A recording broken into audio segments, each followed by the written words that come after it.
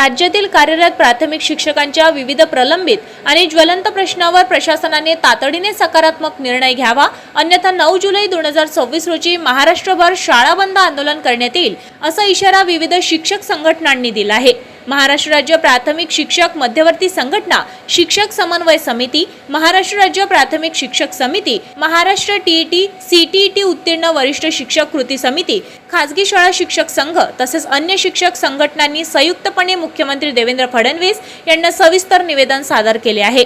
संघटनांनी कार्यरत शिक्षकांसाठी टीईटीची अनिवार्यता शिथिल करणे, पदोन्नती प्रक्रिया गतीने पूर्ण करणे, अन्यायकारक शासन निर्णय मागे घेणे, संवर्ग समायोजन धोरण रद्द करणे आणि प्राथमिक शिक्षकांना बीएलओच्या कामातून पूर्णपणे मुक्त करणे अशा मागण्या करण्यात आल्या आहेत। शिक्षक संघटनांच्या मते गेल्या अनेक वर्षापासून शिक्षकांवर सातत्याने शैक्षणिक कामाव्यतिरिक्त प्रशासकीय जबाबदाऱ्या टाकल्या जात असल्याने विद्यार्थ्यांच्या शिक्षणावर परिणाम होत आहे। तसेच पदोन्नती रखडल्याने आणि टीईटी नियमांनुसार हजारो शिक्षकांवर अन्याय होत असल्याचा आरोपही संघटनांनी केला आहे।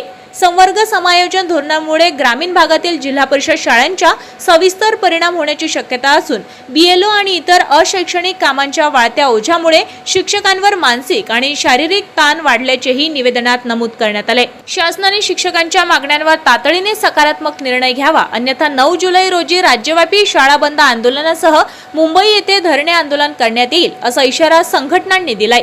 या आंदोलनातून निर्माण होणाऱ्या परिस्थितीला शासनच जबाबदार राहील, असेही संघटनेचे म्हणणे आहे। ही माहिती महाराष्ट्र राज्य प्राथमिक शिक्षक समितीचे राज्य प्रसिद्धी प्रमुख राजेश सावरकर यांनी दिली आहे।